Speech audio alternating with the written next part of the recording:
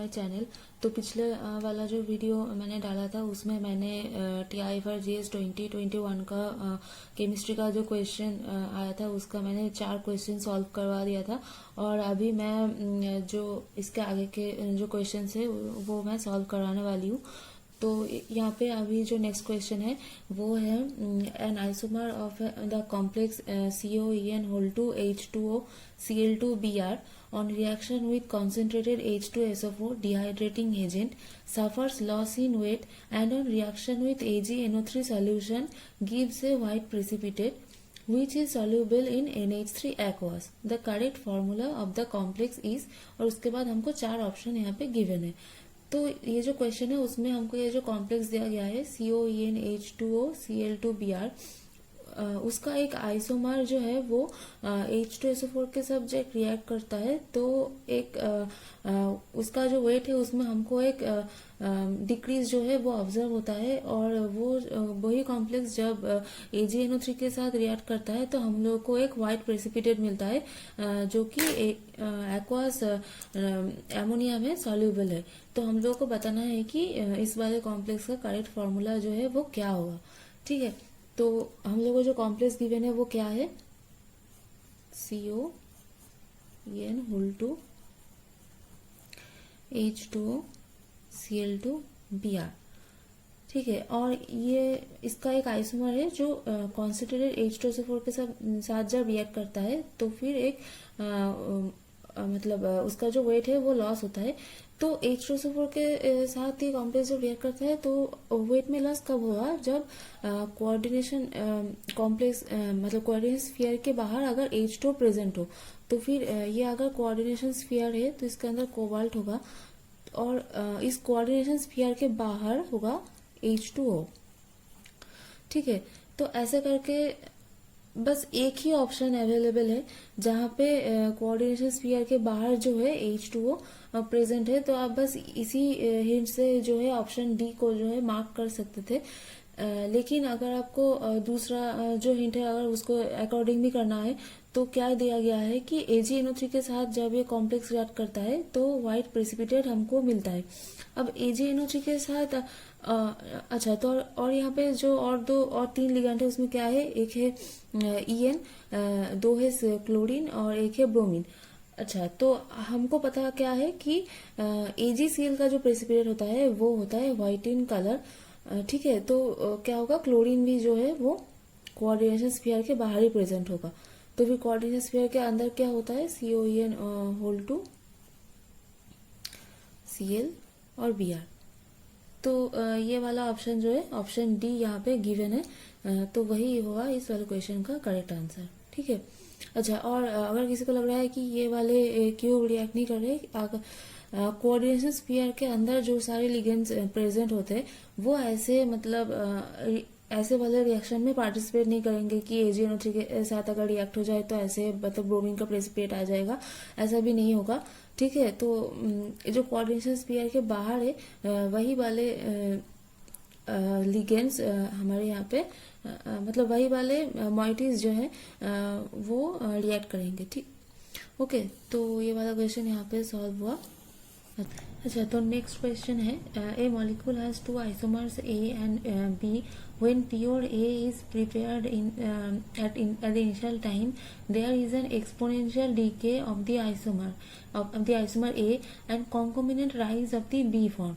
The time constant for the decay is 100 minutes. After a long time we find 50% of A form and 50% of B form. After the equilibrium is reached we follow one molecule of the B form for the whole day. Which of the following will we likely observe?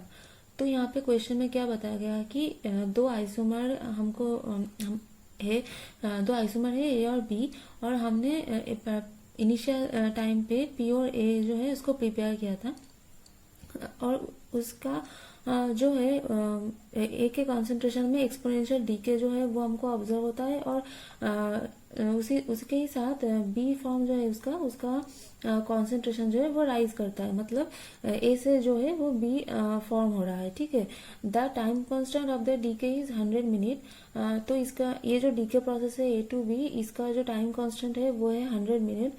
बहुत time observe करने के बाद हमने देखा कि 50% ए form मिल रहा है और 50% बी फॉर्म मिल रहा है।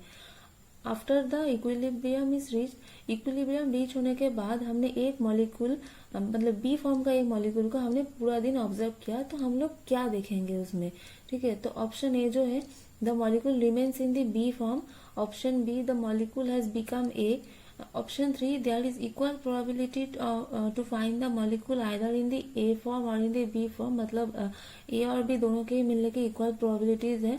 और फोर्थ जो ऑप्शन है there is inadequate data given in the problem to make any prediction, मतलब यहाँ पे हमारे पास प्रॉपर जो है डेटा नहीं है कि हम लोग कुछ ऐसे प्रेडिक्ट कर पाए।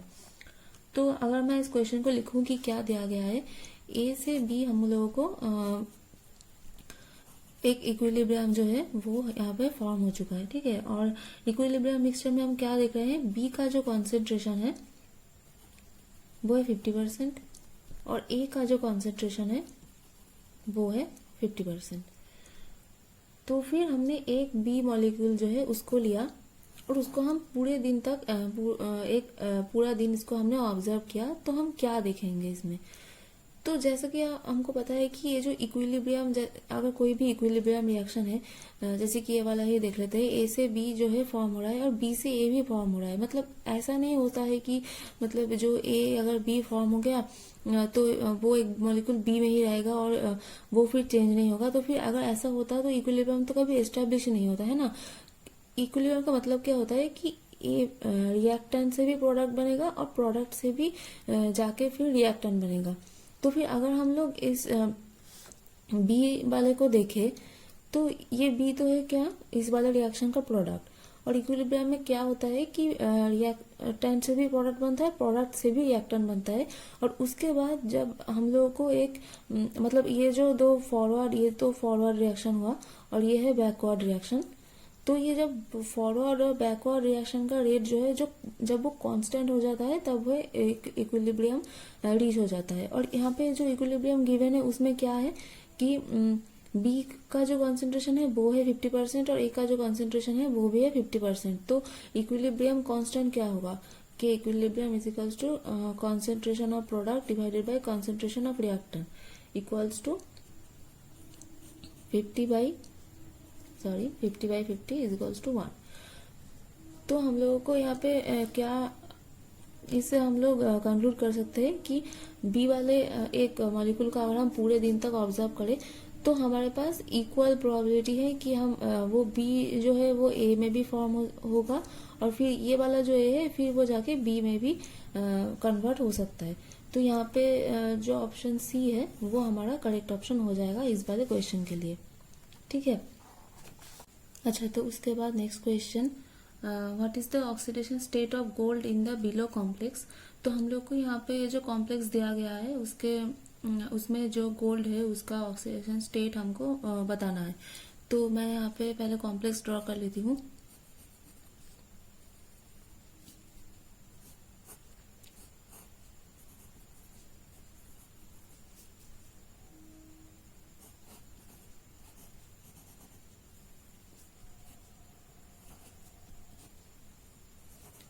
तो ये वाला क्वेश्चन एक्चुअली में नेट का प्रीवियस ईयर क्वेश्चन है।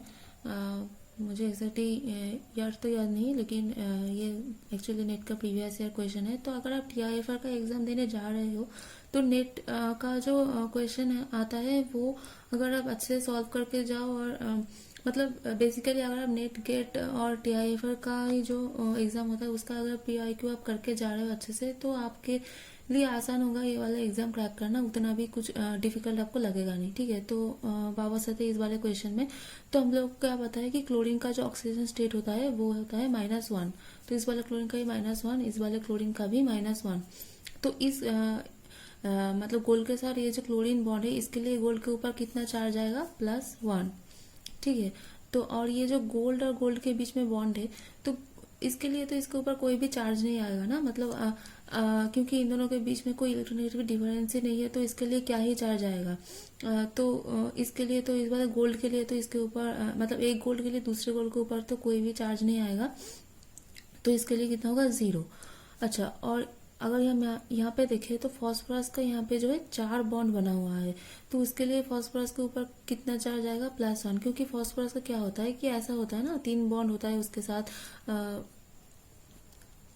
तो तब फॉस्फोरस के ऊपर कितना चार्ज होता है, उसका मतलब इसके ऊपर तो तब कोई भी चार्ज हम कंसिडर नहीं करते, लेकिन अगर इसके साथ 4 बॉन्ड हो जाए, जैसे कि ऐसा हम लिखे, तो इसका क्या होता है, ये तब होता है PH4+। तो ऐसा ही इसके लिए यहाँ पे 4 बॉन्ड है फॉस्फोरस के साथ, तो इसके लिए इसके ऊपर मतलब इसका ऑक्सीडेशन स्टेट क्या कंसिडर करेंगे, इसके ऊपर चार्ज आएगा कि +1। सिमिलरली इस वाले फॉस्फोरस के ऊपर भी कितना चार्ज आएगा, +1। तो फिर और ये वाला ये एक फॉस्फोरस 2 गोल्ड के साथ कनेक्टेड है, और ये वाला फॉस्फोरस भी 2 गोल्ड एटम के साथ कनेक्टेड है। तो एक फॉस्फोरस के लिए एक गोल्ड के ऊपर कितना चार्ज आएगा, ये वाला है +1, और ये कनेक्टेड है 2 गोल्ड एटम के साथ, तो फिर एक के ऊपर कितना चार्ज आएगा, +12। ओके, सिमिलरली ये वाला फॉस्फोरस भी ऐसे ही 2 गोल्ड एटम के साथ कनेक्टेड है, तो फिर इस वाले फॉस्फोरस के लिए भी इस वाले गोल्ड एटम के ऊपर कितना चार्ज आएगा, +12। तो फिर ओवरऑल एक गोल्ड एटम के ऊपर कितना चार्ज हो गया, +2। वैसा ही केस इस वाले गोल्ड एटम का भी होगा। इस वाले क्लोरीन के लिए इसके ऊपर आएगा +1, ये एक फॉस्फोरस के लिए इसके ऊपर आएगा +12। इस वाले गोल्ड एटम के लिए इसके ऊपर कोई भी चार्ज नहीं आएगा, तो 0। और इस वाले फॉस्फोरस के ऊपर इस वाले फॉस्फोरस के लिए इसके ऊपर कितना चार्ज आएगा, +12। तो इसका भी ऑक्सीजन क्या स्टेट क्या हो जाएगा, +2। तो यहाँ पे जो ऑप्शन सी है वो है हमारा करेक्ट ऑप्शन इस वाले क्वेश्चन के लिए। Okay, so next question.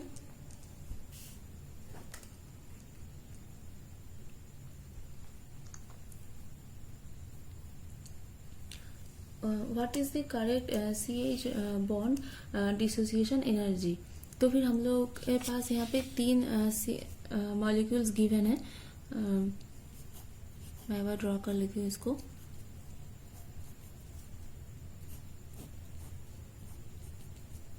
ये है A मॉलिक्यूल, ये है B मॉलिक्यूल, और C मॉलिक्यूल में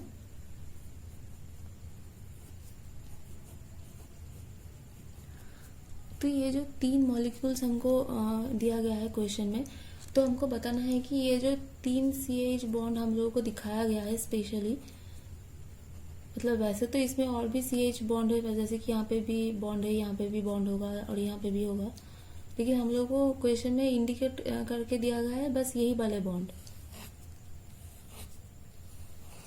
तो फिर हम लोग को इन्हीं वाले बॉन्ड्स को कंसिडर करना है। तो जैसे कि हम देख सकते हैं कि ये जो ए वाले एटम में ये जो कार्बन है, ये क्या है, sp2 हाइब्रिडाइज्ड।